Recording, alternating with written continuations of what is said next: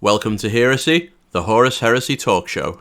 In this video, we're going to be talking about the new 30k FAQ that was released just yesterday, and I'm going to give you my reactions to the FAQ and also my verdict on how well it's done to answer our questions about the Horus Heresy.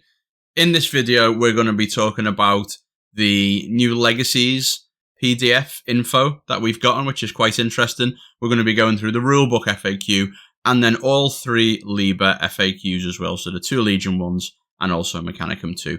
But before we do that, if you enjoy the content, then please do like and subscribe on YouTube, and if you've got any feedback at all or anything to discuss about these FAQs, please drop it in the comments below. And don't forget to join us on the Heresy Discord server as well. A link to that can be found in the video description. And now on with the show. So the single most interesting thing I think that came out of the article and the announcement about this was a little bit of information of how Games Workshop view the Legacies PDFs that they've released. Now, my opinion on the Legacies PDFs, for those who haven't followed the channel before, is that they are horribly balanced, really badly written, looks like they've been thrown together. A lot of people agree with that, and generally I think they're not really fit for play unless your opponent is agreeing for you to bring those units. The units are a mixture of really bad and borderline unusable, or really overpowered and broken, like some of the, Ultramarines, Fulmentaris Terminators, for example, and they're not really of the same quality level as what is in the Liber books. But what's interesting is this comment that's on the screen right now. Following the release of Liber Mechanicum, we've expanded the unit selection to accompany it, etc., etc. The intent of these expanded unit entries, this is the bit circled in red, is that they remain a work in progress until such a time as we produce new miniatures, at which point they will be published in their final core form in a book. What this says to me is that these are essentially beta rules. They may be untested or very lightly tested. They're ideas that the team have had. Now, this is great. This means that for the people who already own all these models that aren't in core books, if you and your friends really want to use these models, you've got some rules to do it with.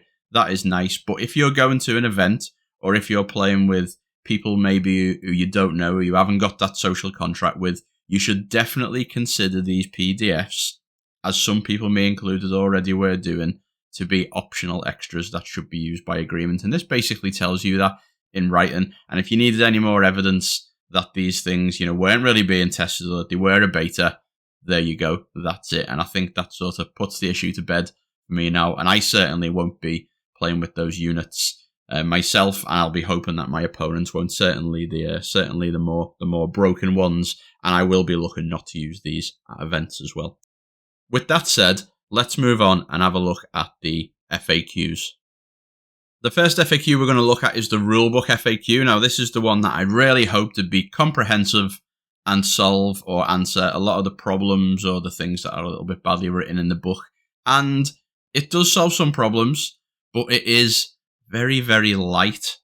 And if you look at it, it's only 2 pages, which is really surprising that there's only this amount. But let's have a look at what is there. So the first change is an errata to reactions.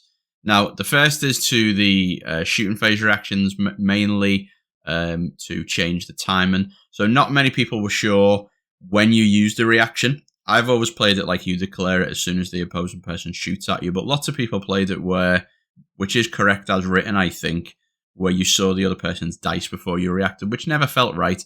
And this clarifies that the reacting player now chooses to react before any dice are rolled, before the hit rolls are made, which is great, which is the way I think it always was intended to be, and the way I've been playing it. Unfortunately, because of the way they've written this change in relation to return fire, it now means that if you go by the rules as written, return fire happens and kills models before the shooting unit shoots you.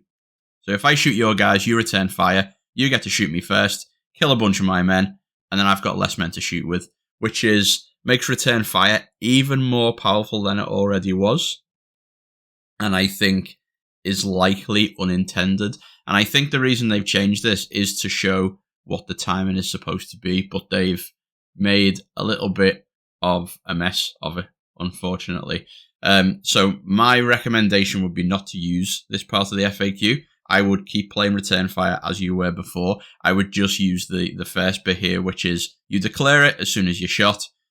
Then you move on to the, pseudo-simultaneous resolution. You both get to shoot each other before anything kicks in. And that does also mean that if you pin someone when you are shooting at them, that they're going to get to shoot you back as well. Because, in theory, this is all happening simultaneously. Big grey area, that, though. Definitely need to follow up FAQ and to clarify what they've broken. Now, the rest of the changes on this page are not really very big. Most of them are just clearing up wording changes and, tidying up some little bits. So there's nothing that's super impactful here. But where we do get to something that's impactful is in the Shrouded rule. Now, the major change in the Shrouded rule is the end of the first paragraph. So, Shrouded cannot be taken for models with the Fearless special rule. Now, previously, you couldn't take an evade reaction if you had the Fearless special rule, but now you can't take Shrouded saves at all. And this does have a knock-on effect on some models, notably Corvus Corax and also Magnus, who've got Shrouded built in them but are Fearless because they're Primarchs. So they now can't use their Shrouded rules that they've got on their datasheet. Now, again, I assume that this is not intentional, and it is kind of confusing if you look back at the Fearless rule. We know that Fearless can't, doesn't allow you to use reactions that grant saves, but they've also taken away Shrouded as well. Is that intentional? Very difficult to know, but it doesn't seem fair that like Corvus and Magnus, who've got that as part of their rules, just can't use it. Oversight, I would say, and probably shows this is rushed.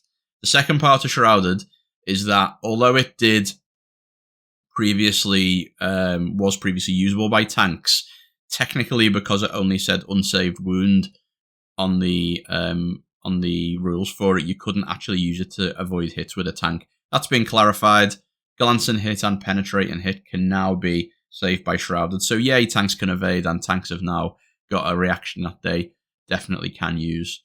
They've also cleared up the diagram that said that pistol weapons couldn't charge after they'd fired, which is nice, and also to make sure rapid fire and heavy weapons can't charge as well. I think everyone was playing it like that anyway, which is good.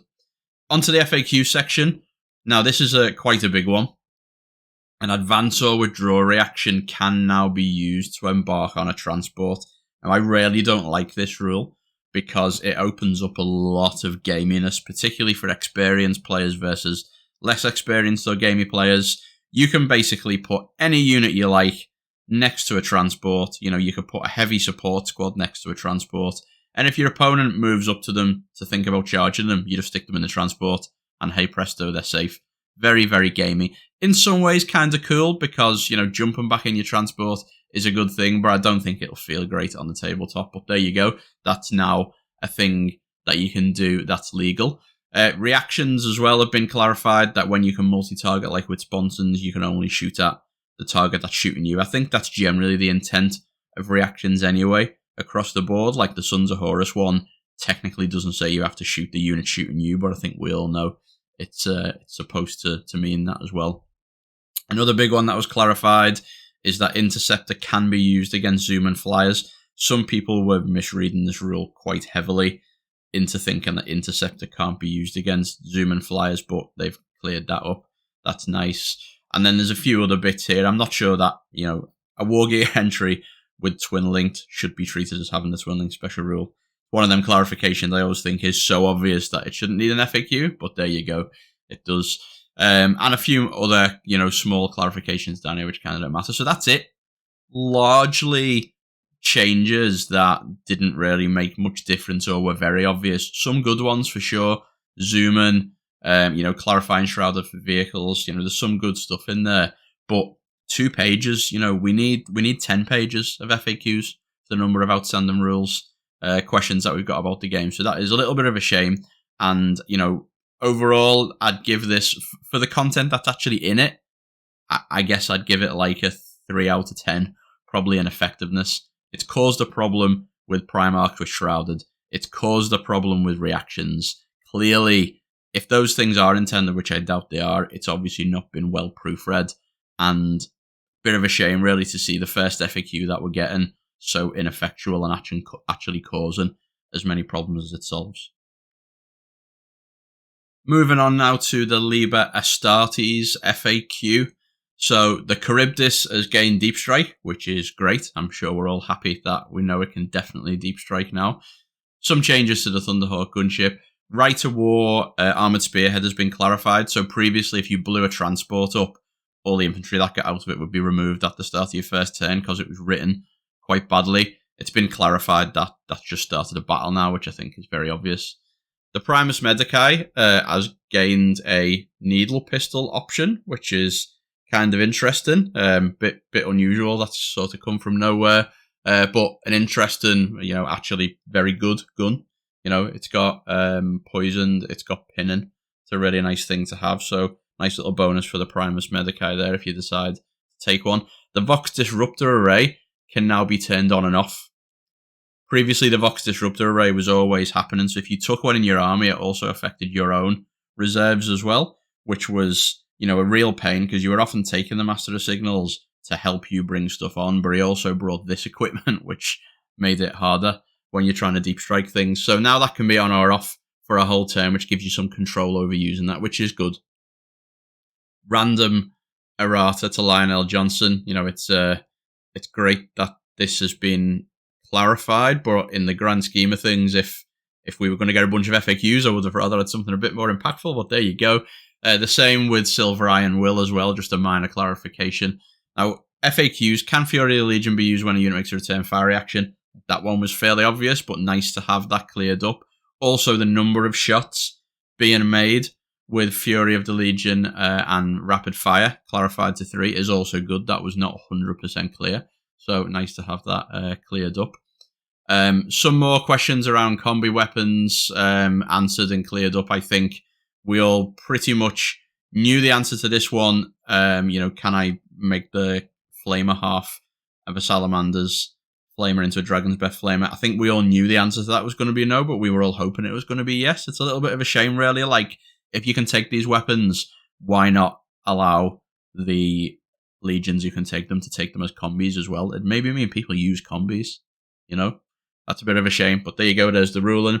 And then the last one for Nuncio Vox, which is kind of interesting. Some people were trying this to, deep strike a model with a Nuncio Vox and use it to reroll its own scatter roll. Clearly wasn't intended. Nice to have that cleared up as well. So again, some good stuff answered in this one. Actually, better than the rulebook one. I think overall it does answer some relevant questions and fixes a couple of obvious problems, but it still fails to address so many of the questions that people have got in this book. And again, I think, although it doesn't cause any problems, which is nice, so, it's probably a 5 or 6 out of 10. Again, it needs to be 4 or 5 pages to answer all the questions we've got about this book. Liber Hereticus, so some of the changes very similar, or the same as Liber Astartes, so we'll skip over those. Perturabos lost fire and protocols too. Sure, he didn't really have a use for it anyway, unless you're in the camp that Battlesmith can be used as well as guns when you've got fire and protocols, which I don't think it can be. And I think everything like this change is pointing us towards that, the reason that they haven't got fire and protocols to let them do that. It's an old interaction that people are hoping is going to work, and it doesn't. Some other minor things. Clarification that Mortarion can't use his ability when he's in a unit, which I think was fairly obvious already. And then some more FAQ changes that are the same as the Astartes book. Some clarifications that some of these upgrades, Dark Emissary, Saboteur, etc., are consoles. I think we all knew that they were, but nice to have that cleared up for the people who were adamant that they wanted to take these alongside the console upgrade. Good luck if you play against people who thought that was true. Also, the Thousand Suns questions, can you mix Prosperi and Arcanas in the same unit with independent characters? Yes, that is good. I thought you could do this anyway, and I think it's fair. I don't think it's overpowered or there's anything wrong with it. Big one for me that I really like, Zardu Layak has been clarified in how he works. Every Wordbearers player wanted to know this. He can leave his unit of Blade Slaves. He can go and join another unit. Great. Which leaves you with a couple of Super Galvor back to walk around the board. So great to have that clarified. And then Rewards of Treachery. So the way Rewards of Treachery is written, when you use Coils of the Hydra, which gives you 3, It's very unclear as to what they are 3 of. Can they be 3 different units? Most people think that they can be different units all from the same legion. This says, can you select up to 3 different units? And the answer is no. In classic Games Workshop FAQ style, a sentence would have made this mega clear, but they just went with a no instead. So the intent of this, I think, from this answer, is that you have to pick 3 of the exact same unit with Coils of the Hydra, which is a bit of a shame because this, it just pushes you towards spamming a powerful unit when maybe you would take 3 different ones, so you're going to pick Invictus Suzerains or Fulmentara Terminators if you like the PDF, maybe a Knight Cenobium. You want to take 3 units of them. Like, you wouldn't take 3 units of them if you were playing the actual Legion itself, because that's spammy and a bit lame. So forcing them to do that kind of makes this Rite of War itself a bit lame as well. But there you go. That's the ruling. I think this FAQ, again, needed to be bigger. There's so many more questions on how a lot of things in this book work. But again, at least it hasn't caused any problems. And it has answered a few key questions that people did have, or clarified some things like the console upgrades for a few that guys that we all have to play. We're trying to double up on them. So that's fairly successful, and happy with that, although it just could have been a lot bigger. Now on to the Mechanicum FAQ. So this one, the Mechanicum book is way less well written than the other Liber books, and it's got so many questions in it that need to be answered around the way so many things work. It's quite a long list even compared to the other Libers. And unfortunately, this FAQ also is way smaller than it probably needed to be. Mostly it answers a bunch of questions around, some typos like support unit and support squad. For example, it doesn't answer the question of the interactions of Battlesmith shooting Cyber Theurgy properly. That's a real big thing that Mechanicum players need to know. It doesn't answer it. It doesn't answer the questions around how disruption works, whether armigers are subject to haywire. There's a bunch of stuff it doesn't answer, which is a bit of a shame. So when you have a look through this, it's mostly typos or, a couple of changes to some bits, like Scoria gained some clarifications, but it still doesn't clarify whether Scoria gets a high Techno Arcana, which he clearly should do, which is a pain. It does clear up that the Reductor ability, which couldn't actually be used in melee rules as written, does work in melee, which is good. Again, I think we all knew that. It does clear up how RAM works as well, which it wasn't actually obvious how RAM was supposed to interact, or it wasn't well written how RAM was supposed to interact. Now it is. But, we got a bunch of changes to Titan weapons, which aren't going to make a massive difference to us. The key change in this FAQ, the most important change, is that a model equipped with a machinator array or a servo arm can now resolve all of its attacks using that melee weapon profile, which is really, really good, because across legions as well, but particularly in Mechanicum, there's lots of ways to get these things. And being able to use them for all your attacks means that you don't have to buy another weapon to use with your basic attacks. And in some cases, these weapons are actually very powerful. The servo arm is a non-brutal Thunderhammer, effectively. So if you've got a servo arm and a few attacks that would have otherwise gone on a basic power weapon or something that you had to buy, you've now got the servo arm to do it. The same with the machinator array, which is, +1 strength, AP2 shred, armor bane, which is really nice as well. So this is a reasonably good little buff here, and it does clear it up, and it does give some units in legions, like the Iron Father or the Praevian, I think, has a servo arm as well, some extra options in combat.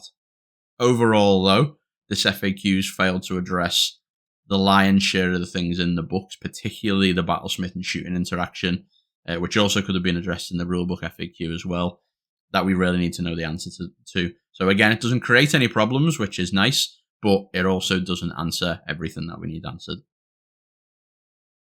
So that's all the FAQs gone through, and I guess to summarize, these FAQs are very, very light and unfortunately just don't answer the majority of the outstanding questions we've got about heresy rules. There are so many rules in heresy that, to me at least, and to many people, they are quite clear in the way they're intended to work. So it's not a big problem when we're playing the game, but a paragraph in an FAQ just to be super clear about the intent so we know would solve a lot of problems, particularly when you go into events with people that you don't know.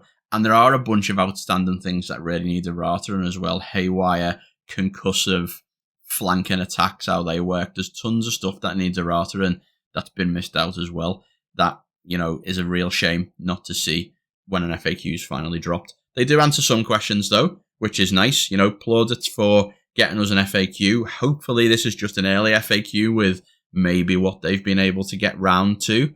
I think that's a pretty weak defense. I'm pretty sure lots of people mail in their issues. It wouldn't be too hard to solve all these in one go, but hopefully this is a first instance, first version, and we'll get something more substantial soon. And hey, there's lots of community projects out there already working on these. So, Games Workshop, just pick up those PDFs and read them.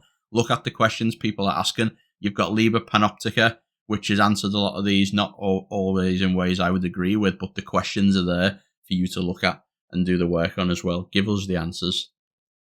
Problematic, this FAQ though, in that it does introduce some issues that seem to be unintentional that we've talked about, particularly the return fire interaction, which I highly recommend you don't use. I recommend you use the time and change part of it, so you declare your reactions as soon as the thing you're reacting to happens, but don't have your reacting unit shooting before the enemy, because it's just, return fire doesn't need a buff. It's good enough as it is, and it certainly, doesn't feel intentional that this has worked.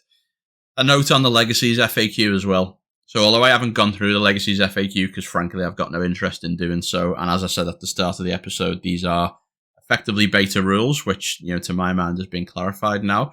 If you do look at the Legacies FAQ, if that's the kind of thing you're interested in, it's tiny. There's very few, well, I say FAQ, some of the units have just been changed. There's a few tiny changes to units.